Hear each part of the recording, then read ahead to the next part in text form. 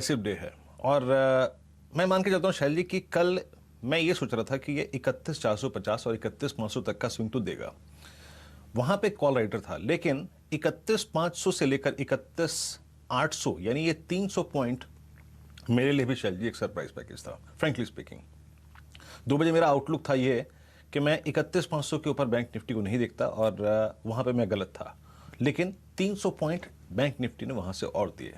अब क्या है, आज मेरे स्क्रीन पे क्या है, डेटा ये है कि 32,000 की कॉल पे शैल जी करीब 6.25 लाख शेयर खड़े हैं। जरा प्लीज कॉल पे आइए दोबारा, प्लीज समझाने दीजिए इस स्क्रीन पर। फिर आइए जरा प्लीज 32,000 की कॉल पे, यहां पे 6.25 लाख खड़े हैं शेयर। ये एक सप्लाई जोन है और मैं डिफाइन करूंगा चार्ट्स पे ये क्या है। और उसके बाद कम कॉल खड़ी हैं 32,500 की स्ट्राइक पे, दैट्स इंपॉर्टेंट। तो थ्रेश होल्ड पॉइंट है 32,000। चार्ट पे आइए, थ्रेश होल्ड पॉइंट 32,000 क्यों है? जाइए और प्लीज अपने निफ्टी के चार्ट को खोलिए, बैंक निफ्टी के चार्ट को खोलिए और जाके ड्रॉ करिए 10 day exponential moving average. Director साहब अगर डाल सकते हो डाल दीजिएगा।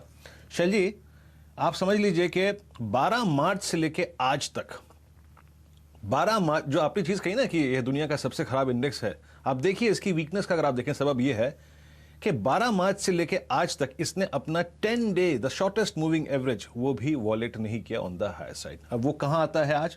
वो आता है शैल जी एग्जैक्टली आपका 31,944 पे और 32,000 पे आपका कॉल राइटर खड़ा है, यानी एक थ्रेश होल्ड पॉइंट बड़ा हमारे सामने खड़ा हुआ है। और अगर आप आज के कॉन्ट्रैक्ट में यानी इस मंथली कॉन्ट्रैक्ट में शैल जी पुट ऑप्शंस को देखेंगे तो कल पुट राइटर 31,000 की स्ट्राइक पे विजिबल था, अवेलेबल था। तो ओपनिंग के बाद मैं देखूंगा कि मेरे को जोन क्या मिलता है। 31,100 31,200 ये वॉलेट नहीं होता तो अच्छी बात है, एक कॉल को प्लस करेंगे, लेकिन शैल जी 32,000 और 32,050 ये एक बड़ा थ्रेशोल्ड पॉइंट है। 32,070 उसके बाद आपको 32,410 और उसके बाद आपको शॉर्ट कवरिंग का अच्छा मूव मिल सकता है।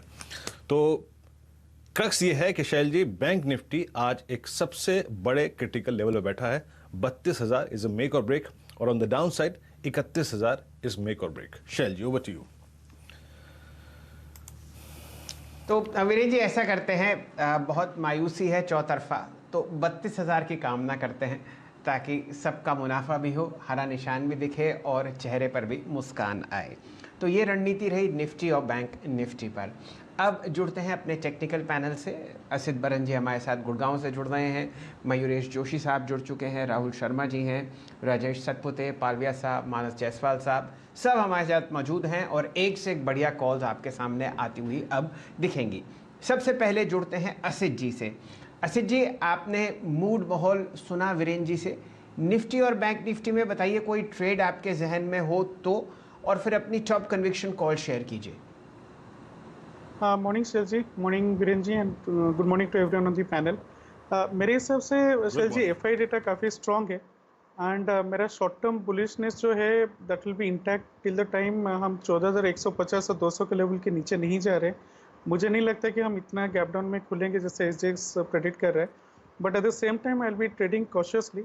मुझे लगता है कि जो रेंज हमारे लिए निफ्टी में बना है दैट इज़ फ्रॉम 14,200 टू 700 के level. So and also 14,000 and 14,200 में सबसे ज़्यादा पुट राइटिंग भी है, तो इतना आसानी से हम ये लेवल ब्रीच नहीं करेंगे जहाँ पे कि critical weekly averages are placed.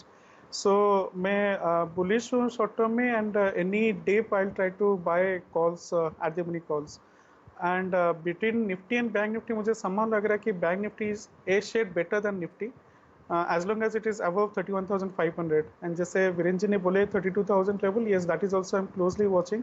Above 32,000 we will see further traction on the upside. Stock specific में शैल जी मैं जानना चाहूँगा नवीन फ्लोरो में it has shown quite a good amount of traction on the upside last session में।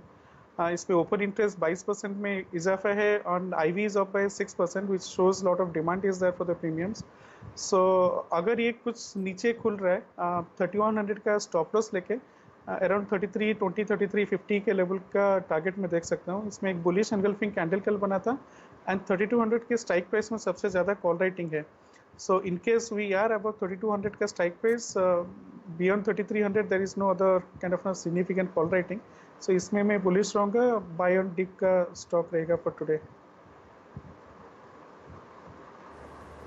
Okay Navin fluorine आप buy करेंगे और गजब का चार्ट है, आप यकीन मानिए, और अच्छा चार्ट है, अच्छी पिक है। और असित आपकी यहाँ पे आज नवीन फ्लोरिन करीब करीब 32 रुपये कल क्लोज हुआ था, ऑल टाइम हाई ट्रेजेक्ट्री पे। और ऑल टाइम हाई ट्रेजेक्ट्री पर भी इतनी स्ट्रॉन्ग कैंडल बनाना ये इंडिकेटर है कि इसमें गजब की स्ट्रेंथ है।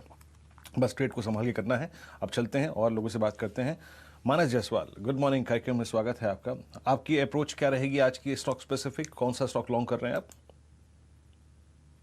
विशाल जी, देखिए मेरा जो बेट है वो बैंकिंग स्पेस पे है और मेरा समझना ये है कि शायद हमें बैंकिंग में आउट परफॉर्मेंस देखने को मिलेगा। बैंक निफ्टी में ज्यादा स्ट्रेंथ देखने को मिलेगी कंपेयर टू निफ्टी, और इसीलिए मैंने आज एक बैंकिंग स्टॉक चूज किया है और वो है कोटक बैंक।